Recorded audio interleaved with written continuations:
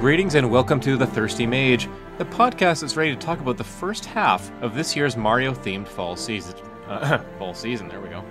I'm your host, Jordan Rudek, and one game I put everything to the side for this year was Super Mario Bros. Wonder, the latest 2D Mario platformer, and the first genuinely new entry in almost 2 decades, emphasis on new. It's pretty obvious that Mario's latest adventure is wonderful, full of wonder. So let's head down the warp pipe and find out what we loved about it. With me this episode is a man who's waiting for the stork to drop off his own baby Mario. It's Casey Gibson. Yeah, that's right. I hope I don't have to run out of here mid-podcast, but I think we should be okay. And that actually brings up a whole nother debate, whether Yoshi's Island is a 2D Mario, but I guess we can get into that later. We could spend the whole episode talking about that, actually. And my opinion on that has swayed a lot. I think what we'll do with this Super Mario Wonder episode, obviously we want to talk about this game a lot. It's fantastic. I think people that have tried it or read reviews, they see the kind of the praise is glowing for this game. But I think my hope is to kind of think about where do we slot this game in. There's been so many 2D Mario games and not a lot of genuinely new or unique ones recently. So I want to think about what does the arrival of Wonder do? What is its kind of critical acclaim? And we'll see if it sells as well as it's been reviewing. How is that going to kind of change the 2D Mario landscape going forward? I mean, we're on the horizon of a Nintendo console. New Nintendo consoles always have new Mario games. I imagine the first new one we're going to see is a 3D one, but I wonder if the next 2D one's going to be a Mario Wonder follow-up. Are they going to try something new? We'll see. So Casey, I'll ask you. What are your? Let's do 3. So, what are before you played Wonder? What were your top 3 Mario games? And I want to focus on 2D here. Okay, yep. So putting Wonder aside, my top 3 going from number 3 would be Super Mario Bros. U. Yep. Then it would be Super Mario Bros. 3, and then it would be Super Mario World for the Super Nintendo. And okay. Like I said, I don't count Yoshi's Island as a 2D Mario, because you're not playing as Mario, you're just delivering him. So To me, they just feel so drastically different. I know it's Super Mario World to Yoshi's Island, but come on, they slapped that on there so for a little sales boost, if you will. Not that ultimately it needed it, because that game, I don't even want to honestly think about my top 3 if you throw that in there, because it would be. Honestly, it would be between that and Super Mario World being the top dog. Gosh, we're almost totally in lockstep here with our top 3 and our thoughts on Yoshi's Island. I mean, Yoshi's Island is the first Yoshi game, basically. It's what would become all of these Yoshi platformers that we've got since, right? It was kind of the blueprint for that, right? And, from the transformations to the collecting the red coins, all the secrets, the flowers, all that stuff. It all started there. And I guess the analogy would be like, do you consider Super Mario Land 3, Wario Land, a Mario game, right? That's a Wario game. It's a Wario platformer. It's the first one. It started off that kind of franchise or that series, those Wario games, right? The Wario Land ones. So if you say that Wario Land, the first one, is not a Mario game, then you almost kind of have to say the Yoshi's Island also not a Mario game. And again, I get that it has that in the title, but you're going to put Mario in the title to sell these games, right? Yep. Like if you have that opportunity, and then if it ends up being a good game and people like it, then you don't necessarily need to have the Mario title or the Mario kind of branding there anymore. It can be its own thing. And I think that's what happened. The Trojan horse, For sure. So yeah, I'm very close to you there before we put Wonder into our ranking possibilities. 3 is tough. I'm not exactly sure what my third game would be. And I want to talk about the new series a little bit. I'm just not sure which of those games Luigi U I really liked. If we can call that a separate game. I know it was kind of DLC, but then they ended up selling it separately. So I wonder if we could consider that one. I really liked Super Luigi U. I liked having the kind of time limit on the stages. I thought it added something really neat. But yeah, I think for me, I'm still going to go, and hey, this is another debate. Super Mario Brothers 2, or Super Mario USA, if you want to call it that. Super Mario Brothers. Exactly. If you want, or Super Mario Brothers 3 for my second place, and then I've got World at the top as well. I think World is fantastic. I think nothing has ever eclipsed the cape power up. I think it's the best still. Yeah. The fact that you've got Yoshi in there as well for the first time, I think he just felt really good in that game as well. I know he didn't have like the all the secrets. Yeah. I mean, so many different. That's what I really like about World, and thinking, obviously we're gonna have to compare Wonder and World a lot here, but the way you activate the switches and it adds the blocks which kind of transform the stages, I think is really, really clever. That you can activate a switch and then go back to a previous stage and it might appear different because of something you've done in the world. I think that's what makes World such a compelling game, or one of the reasons why it is. Yeah, because obviously they've got things to collect, like Wonder, right? Like there's reasons to go back and revisit those levels, but inherently they're the same each time you jump in there. But yeah, once you hit that block in World, all of a sudden, yeah, like you're excited to go. And I just love the animation too, right? You hit that and all of a sudden you just see him flying, and even the map itself, right? Because I think like Mario 3, it's got like a cool map. You're moving around. There's things to do, and it's cool. But like, just World, just looking at it, there's art. People have that world on the wall, right? Like, it's so iconic, and you're going through the different areas. I mean, World doesn't exist without 3, right? 3 is that the way that had the overworld and the stages and the toad houses and all that stuff, like that the foundation World, and for sure, like those are the two kind of most direct sequels. It feels like. And then World just kind of expands that. It really, it really kind of takes advantage of that 16-bit generational leap that happened. Definitely. But yeah, no. So okay, we're both in love with World. Both got World at our number 1. When you bring Wonder into the ranking, into the possibilities, how does that shake up your top 3? Does it make your top 3? Yes. Yeah. Okay. Good. Yeah. So for me, funny enough, Talk Nintendo, we did a spoiler cast episode a couple weeks ago, and we did the top 5. So I actually did have Super Mario 2 USA as my number 5. Okay. And then, so I do love that game as well. And then for me, now this is definitely going to be partially due to recency bias, right? Mm-hmm. But I have it as number 1. Just because it is so much fun, and I love, and we're going to get, I'm sure, more into it, but the fact that each level is essentially 2 levels, right? You get in there, you go through the level, and then when you get into the Wonder Seed, it just flips it on its head, whether it be, all of a sudden, like you said, the pipes are moving, or you're doing a top-down view now, or, all of a sudden it starts raining superstars, and like you're climbing. It just flips everything on its head so much that, to me, like, you go into the level, it's like, okay, this is really cool, I'm having fun, and then it's like, just like, oh, now we're doing a complete 180, and you're doing something completely different than what you were just doing. Mm-hmm. Now, again, I totally understand that it's fresh on my brain, and, it's been a hot minute since I played through World. So I think in a couple months, when things simmer down, I could see it moving back, but I don't see it moving back further than 2. To me, Wonder and World, I mean, it's 1A and 1B. Yeah. But it is that good, in my opinion.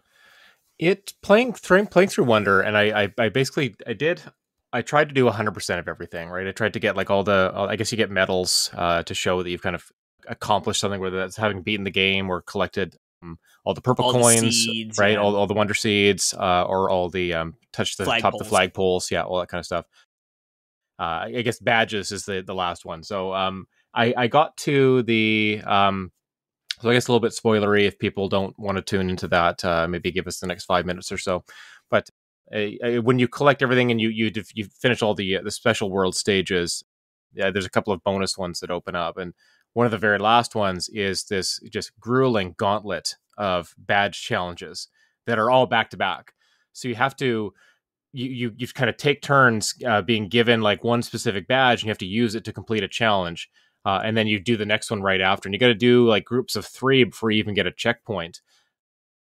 That might be the hardest Mario content I've ever seen in a Mario game. Like, and I've played a lot of the post games for even the new series games too.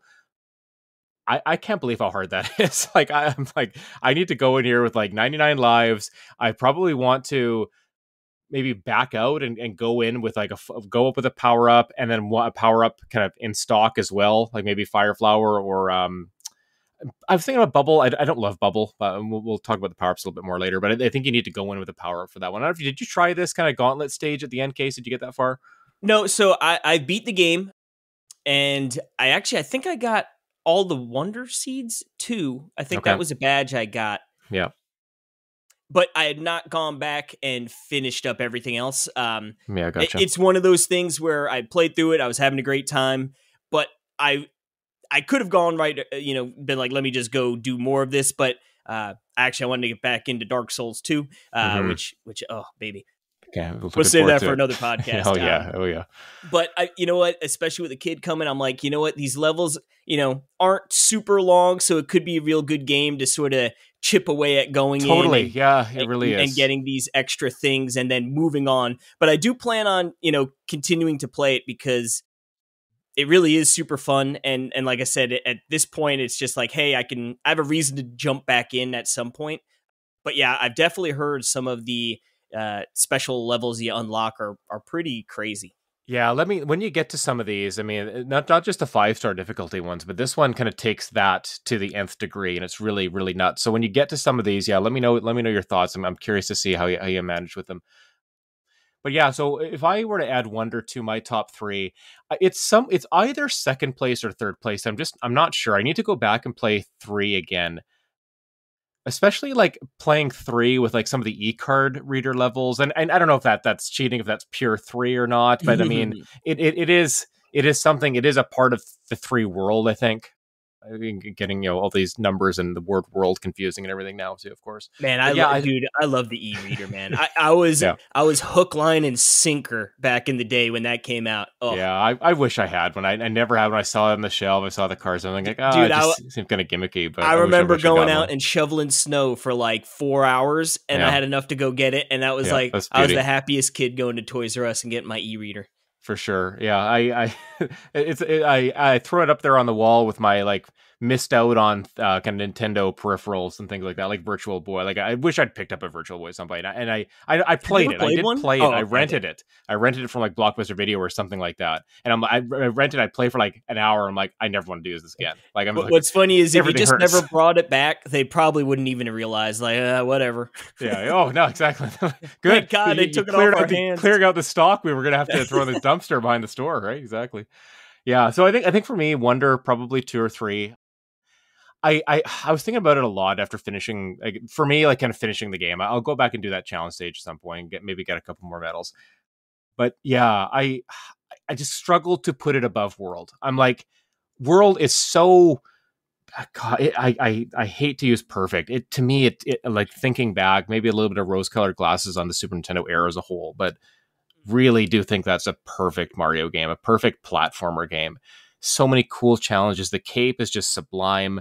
I love all the characters that you meet, all the different enemies, like the dolphins and stuff that you ride. The graphics. Yeah. It just looked so awesome. But, so many different like mini boss fights that kind of change things up a little bit. I think I have too many little nitpicks about Wonder to put it above World, where I don't have the same complaints about World. And sure, maybe it is that a little bit of that recency bias the other way of like, I've just played Wonder, so I'm being a little bit more critical of it. Yeah, because it's right here. You're forgetting the small little nitpicks from World, maybe. Exactly, yeah. But I've gone back and played World so many times, and like I just can't think of any major things that I don't like about it. Yeah, I think for me, I'm going to have to go back and play World at some point. And I believe it's on the NSO, right? It is, yeah. There might even be like some of those like specialized versions they put on there with something. Like where you've after you've beaten the game, it lets you play through with like the different, some of the enemies are like palette swapped and stuff like that. But yeah, for me, like I said, I do think it definitely is part recency bias for Wonder, but I definitely like this game. Like 3 is really, really, really, really good. But to me, like, I know there's the debate, right? Like, before Wonder was World or 3 was usually the debate, like, which one's the best? Yeah. And I've always fallen on the side of World. Yeah, me too. And, like, pretty handily, But to me, like, Wonder like I wouldn't even like. I'm not concerned about 3 versus Wonder. Like Wonder's got the cake there. Sure. It's just like for 3, like a lot of the levels are super short, and I get it. It's an NES game, you know. Like when you put that like in a vacuum, I like Wonder better. But like if you consider like, man, this was on the NES in 1990, you know. I mean, like compare it to the NES lineup. It's crazy how good that game is, right? Like, yeah, it's absurd. Like some of the garbage that's on that console, and again, for the time, fine, but like, it's still so playable. Well, it holds up so well. Yeah, for sure. But to me, like I said, I think with Wonder, the seeds really do change everything.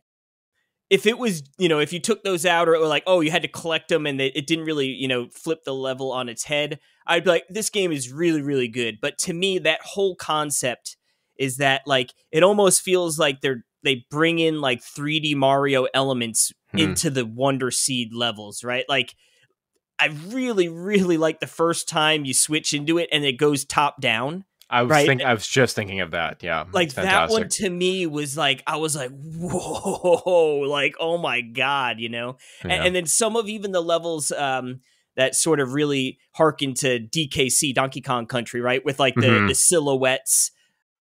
It just, there's so many ideas. And I think what's really cool is that, sure, you do see a few of those ideas repeated, but not to nauseum, you know, never, no, not almost to the point where it's like, oh, this level again? Like, oh, I had fun with this 3 worlds ago, you know? Like, okay, like I'm happy to reuse that ability or idea. It would almost be a waste to have these wonderful, again, that's going to keep coming up, these wonderful ideas. Exactly.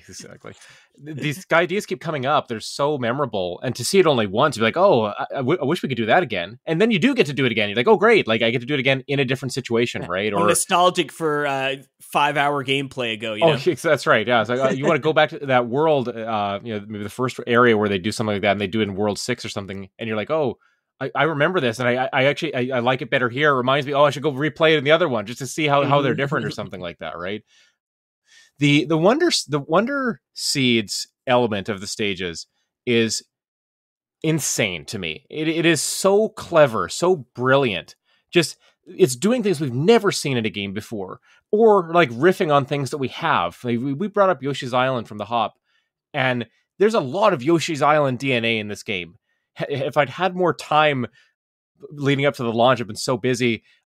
If I'd had more time, I would have written a piece kind of looking at the Yoshi's Island DNA that's clearly in Mario Wonder, but all of the transformations that's happening with Mario, like I guess the prominence of flowers in this game, it speaks so much to me of Yoshi's Island sensibilities and just kind of the maybe trying to bring those ideas forward, really trying to celebrate everything in Mario's history is trying to come up here in Wonder. I love the collection aspect of it, right? Yeah, I mean, exactly. Like to get the coins, you know, you nab up the flagpole, you get the seed. I really like the levels that have like the false exits or false, great. Finishes. Yeah. But what's super cool is just it just feels good to get in there. And then what's I think is awesome on the first playthrough is they really don't advertise like, hey, you got to get all the flagpoles. You got, you know, and like, sure, as, you know, you and me and people on staff, we've played these games forever, right? Yeah, like we get like, oh, you know, if I get all the flagpoles at the end, I'm probably going to unlock something or it's going to work towards unlocking something. But if you know, haven't played a Mario game in 15 years and you're just going through and then you beat the game and then they say, hey, why don't you go back and get those other things? And you're like, oh man, I didn't even realize they were keeping track of that, you know? And I know you can sort of go into a different view from like the running around on the world map to sort of see more of the statistics of each level and what you've hit or not. But I like that they don't like advertise like, hey, make sure you're getting this, make sure you're getting that. It's more like, hey, just go and enjoy. And then it gives you that good reason to double back and sort of experience these levels again. And maybe with a more fine-tooth comb to sort of go through and make sure you're hitting all those things as you go through. They also don't gate off a lot of content for things like that. Like if you don't get all the coins or you don't get all of the flagpoles, like you're not stopped from playing a lot of stages in this game. There may be a handful at the end that you are, but you can go to like the Star World or Special World. You can do those stages. You really just need to get Wonder Seeds to kind of do the castles in every world, right? Mm-hmm. So and you get one from finishing the level, even if you don't get the other one, right? Exactly. So like, you're still going to get, enough to get by. There's obviously this huge emphasis on the Wonder Seeds. You can go into the little stores and buy them too. I think that element of the game is so fantastic, and I hope they continue to experiment or iterate on something like that. This idea of the middle of a stage, just kind of everything going topsy turvy, and you really don't know what to expect, and then you end it. You go out of that like kind of this psychedelic kind of area or segment of the game, and then it's back to the regular stage. It's almost like Mario's having a dream, and that reminded me of that's the Mario 2 part to me, right? That there's a lot of dream imagery in this game, right? And then Mario kind of coming to or snapping back to reality, and then you go and finish the stage as normal. We mentioned the flagpoles. Some of those are really tough to get, actually. Like getting 100% in all of the stages is not easy. Getting the coins, for one thing, is pretty tough. Especially usually the second or third coin can be really tough to find.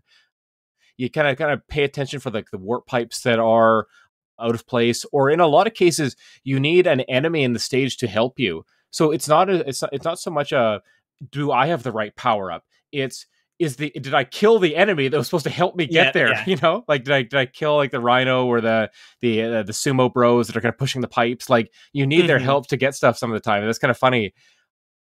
I want to talk about some of the non-stage things that kind of I wouldn't call them padding. They're add to the variety for sure. But there's a couple of elements of the each world where you're not doing like a simple platforming stage. There are the badge challenges, which we can get into, and there's the KO Arena. There's the KO Arena, and the last one is those where you have to search the search puzzle or search plaza or something like that. Search and party, I think there's also the Wiggler races as well. Right, yeah. So let's go through all four of those because they're all really interesting and all kind of change up the gameplay in an interesting way. Is there one of those four that kind of stands out to you of the group, or that you kind of liked a little bit more? Yep, yeah, definitely. My favorite were the KO arenas.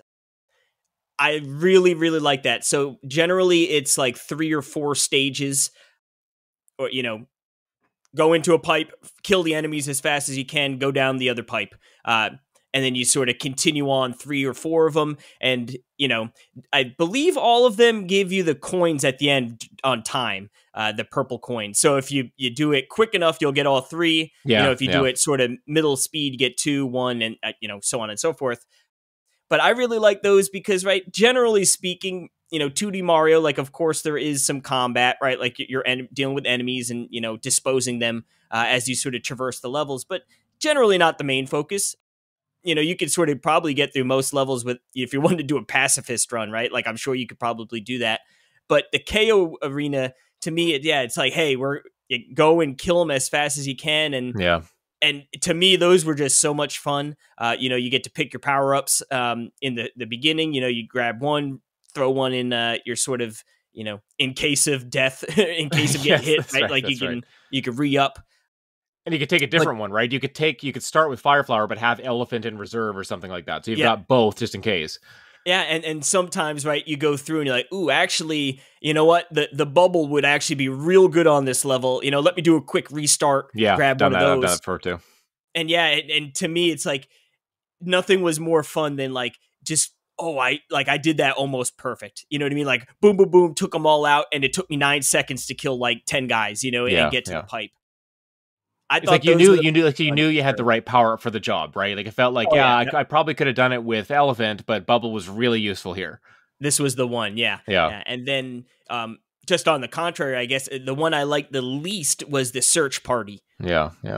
Those, some, like, I thought the first couple were sort of like, oh, okay, like I get this, but as they get further on, they got pretty obtuse.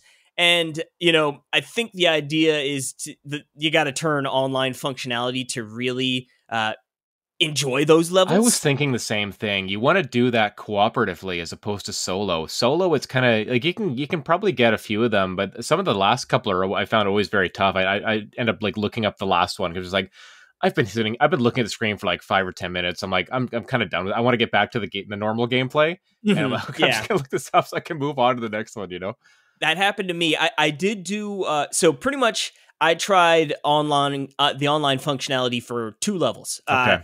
For Search Party, and it was definitely better because it was fun to be like it was one of the later ones that was like I would never have found this, but like all of a sudden you get one of the guys like emoting like over here, yeah, and then you go over there and you're like, oh okay, and then I start emoting, and then you see everyone come over, and like that was definitely pretty darn cool. But then I tried it for a normal level as well, and to me, it just and again I wasn't getting rushed in the sense that like, oh, I had to complete the level faster, otherwise something bad would happen. But it put like I can't just sort of take my time and enjoy like people are running around, and it was just distracting to me. So I did it for 2 levels. Yeah. Definitely better on the Search Party, but overall it wasn't for me.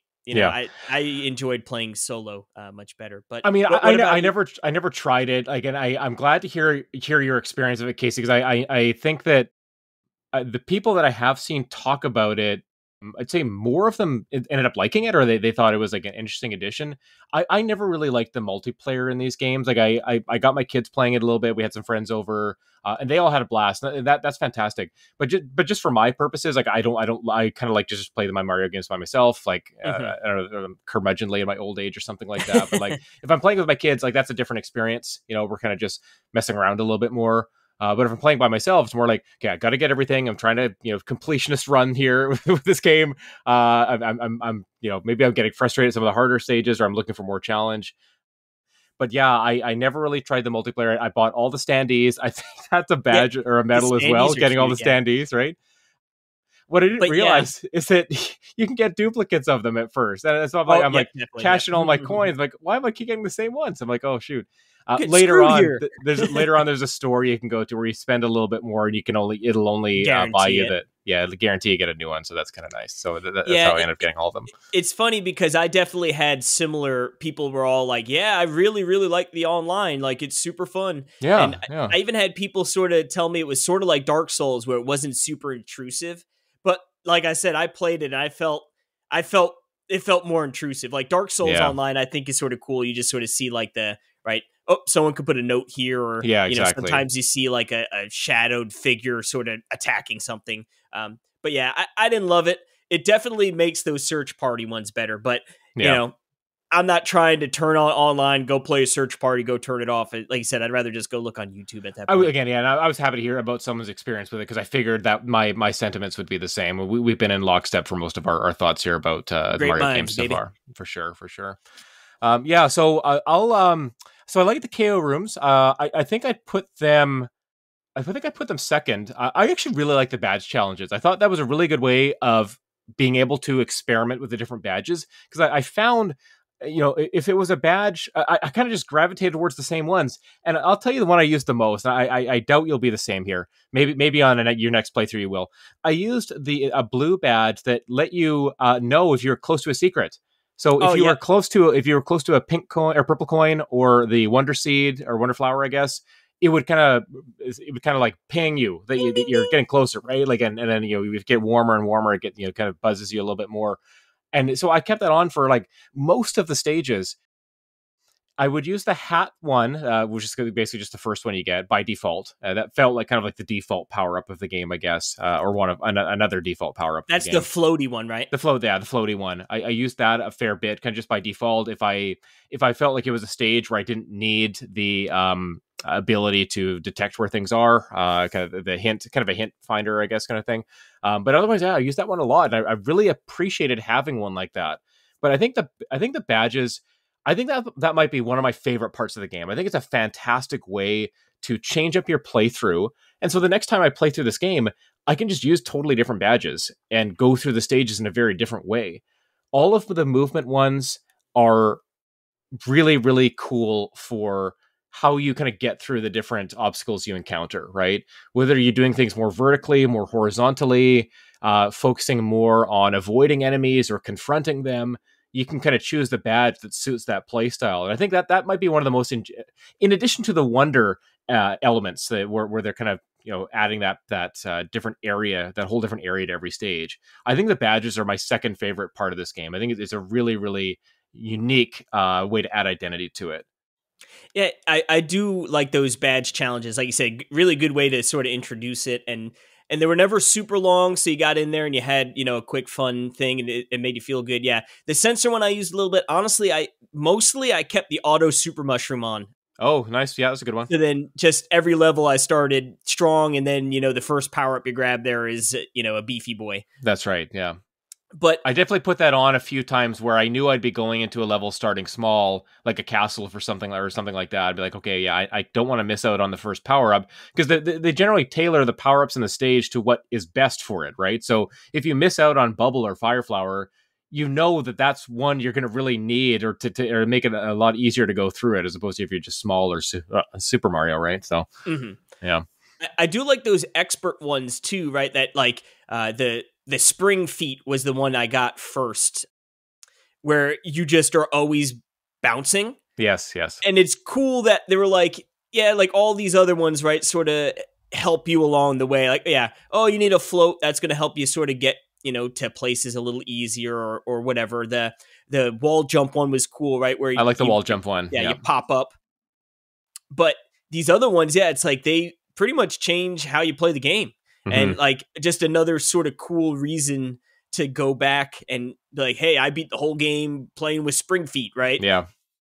Which, isn't something you have to do, but would sort of be a cool little flex. Like, look what I did, and then for sure. Like, yeah. I mean, crazy, again, man, adding your own difficulty, kind of customizing the experience. I could see people speed running this game, choosing like the one that kind of gives you turbo jets, where you're going super fast, right? 100% no skip. That's right. Exactly. Yeah. Oh yeah. The badges are great. I think that's maybe not an underrated or overlooked, but I think it's just one of those things that I want to particularly sing the praises of. I think that was a very clever system. And I hope we don't see the last of that. I'd love to even see that in the 3D games too. Just a way to customize your own experience a little bit more. I always love seeing that in games, and to see it in a Mario game like this was really neat. Now, we got 4 new power-ups, right, in this game. Yeah. So we got the elephant fruit, which obviously that was front and center, mainly due to the wackiness of it all. It fits the tone perfectly, right? Yeah. Makes you realize, this is going to be a fever dream of a game. Yes. You got the bubble flower, which sends out bubbles, and then it just turns whatever it catches into a coin, but it's very slow moving. So you got to usually be close, although you can spam it and you could bounce off the bubbles. So it's cool to use that as sort of a different way to traverse the area. And I didn't realize that at first until I guess you start doing some of the stages where the creatures the bubble creatures kind of come up, or they start making bubbles for you. And then you realize, oh, you can probably do that with my own bubbles, right? I'm reminded, of course, of like something like Bubble Bobble or something like that, where there's a very important mechanic is bouncing on the bubbles. So that is a nice part of the bubble power up. The last one is, well, I guess you've got Fire Flower as well, but the drill, the standards, the standard Fire Flower, the drill power up. What do you make of that? Like, I still don't know how I feel about it. It's pretty cool. I liked when they used it where you had to jump like up to the ceiling, and then you could sort of ride along up to like a sort of secret spot. Yeah, it works well, right? Because pretty much, I'm sure there might be an enemy or two that might hurt you, but if anything lands on your head, it just dies, right? Yeah. So it's pretty cool. I feel like that was probably the one I used the least. Yeah. Because I feel like it's a little underutilized, even by the games. Like the way where they give it to you, or stages designed for it, I think it feels the least utilized. Yeah, like you said, it feels like it to really get the most out of it. The level sort of has to be tailored to using it, and they probably didn't want to back you into a corner where you had to use a power up for 20% of the levels, or whatever it might be. Yeah. Then, like I said, you got the Fire Flower, Mushroom, and then the Wonder Flower, which I don't really think it's a power up. I mean, I guess it is. I don't know. To me, it was just like a mechanic to change the level of the game. But they do count it, I guess, technically as a power up. I was actually surprised how little we saw of the star power just in the levels. I know in some of the wonder stages that they would kind of rain down and you'd get like 1,000 of them. Yeah, but just in the normal levels outside of the wonder elements, stars were used very sparingly, and I wonder if that's because in the levels themselves they are not that long, right? It's the wonder part that adds to their length, right? To kind of makes them like a normal Mario stage. But if you take out the wonder flower part and you just don't collect it, the stages actually feel very short. I kind of try to notice that a little bit when I would go back to a stage and I'd already done the second wonder seed and I was just hunting for the purple coin or something and still want, or maybe I missed the flagpole and I'm going through as fast as I can. The stages are not very long. I don't know if you notice the same kind of thing. I guess I haven't like I said, I haven't gone. You might, yeah. When you replay them, you might, yeah. But I've definitely noticed like the ones where you do miss the wonder seed. And it's like, oh, geez, like I'm already at the end. Yeah. And then you sort of got to double back. But that's why I really like those levels that like when you're in the Wonder Seed, like, oh, I skipped this exit. And now I'm like even further, I'm further past the flagpole. That's right. So, you have to go back maybe and it's going to be another exit to the stage or something. Yeah. Those were my favorite. The ones that had the 3 Wonder Seeds where it was like, it made you go back because there was another seed that was, like, oh, I just got to get the regular ending or vice versa. Or a couple times, like, it would be just a totally hidden exit. You didn't even know about it. Like, you have to take a different pipe or you had to go a different path, right? You wouldn't even know necessarily that there was a secret exit, maybe until you exit the stage and you're like, hey, I collected everything. Like, why did I not get the check mark for this one? Oh, there's got to be a hidden exit, right? And then you go back and you can try to find it yourself, right? So what do you think of the elephant in general? I like it. I don't love it. I think it's a neat one. I never found that the watering of flowers to be very necessary. Like you'd get some extra coins, or kind of the flowers would pop up on the ground. And you get coins that way. Or maybe you'd water like one of the special flowers, and they'd shoot up like a purple coin, but never like a little purple coin. Never the big one. Yeah. So I found like the use of its water power never super interesting. I thought they could have had more stages where the water was used to put fire out. I thought they didn't use that as much as I was expecting. Like you get to come on some of the stages later on, like the lava world, where like the blocks are like heated up and you could cool them down with water. And I think they did it like once or twice, but I'm like, oh, maybe they could have used that a little bit more. The spraying of the water didn't seem all that necessary. Yeah. I liked using the trunk to like clear out the blocks in front of you. Because Mario hasn't, like a Castlevania whip or something. Because Mario hasn't had a lot of power ups that let him destroy blocks in front of him. Right, like kind of doing like a punching kind of thing, like Mario. Yeah, you always need a shell from a Koopa or something. Yeah, or the raccoon. I can think of like the raccoon tail, or the. That's right. Yeah, I'm trying to think if even like the cape would allow you to get rid of the blocks, and I'm not. I think I know I've used them to hit question mark blocks, but I'm trying to think if it breaks the block. I know that I'm trying to think back to World here, and like you could spin jump to destroy blocks below you. But I don't know you could destroy blocks to the right and left of you. I think you needed like a charging chuck or something like that to do it. Speaking of spin jump, best move in any Mario game. I love using the spin jump. Yeah, it's good. Like I really like the wall jumping here too. Like the wall jumping feels good in this game. Like there are a couple of the later game challenges that really task you with doing more wall jumping. And I thought it felt good here. I that's one of the elements they added to the new series that I really liked, and I'm glad they've kind of kept up with that thing. So we've gone over the new powers. What I want to talk about is things we maybe particularly don't like about the game, or something we thought was missing maybe before we wrap up. Yeah. You want me to jump in there? Yeah, go ahead. What's something that kind of felt a little bit more glaring, or something you expected that wasn't there, or something like that? Well, maybe not necessarily expecting something, but what I thought started out strong sort of got weaker as the game went on. And that was just exploring the map in general as you're moving around, right? I love that, you start in world 1, then you go to the Petal Islands, and like that's sort of the hub, right? But there's still a lot to do. Like that's a world within itself.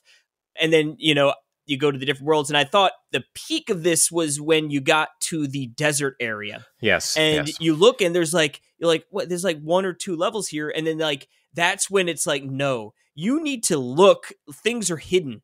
And like, then you go back to the earlier ones, right? You find some hidden levels and stuff, but it's like, I thought that was really cool. And it made sense, right? Like, oh, you're in a desert, maybe things are, a mirage, yada, yada. so I really liked exploring the world, finding the secrets, like going under the little waterfall, and it's like, oh man, like this is super duper cool. And then I feel like and then after I believe World 3, which I believe is the desert world, it opens up where you can go to World 4, 5, or 6. We don't care. Go do it, Mm-hmm. So it's like, oh, this exploration freedom. I love it. But then as you go further, I felt like you got more on rails, like especially in like the lava level, right? It's like, oh, no, it felt like Mario 3, right? Where I'm just going along a line here. Totally. Yeah. And, it's one of those things where it's a nitpick, it's not something that like I look back and I'm like, oh man, like that ruined the experience for me. But it felt like instead of giving you more, which the game felt like as you keep going, more new ideas, more that, everything was fresh, where It just felt like it was like, they're reeling it back here, which didn't feel necessarily great. And then I guess you could also point to the bosses or the castles, right? The castles themselves are really fun.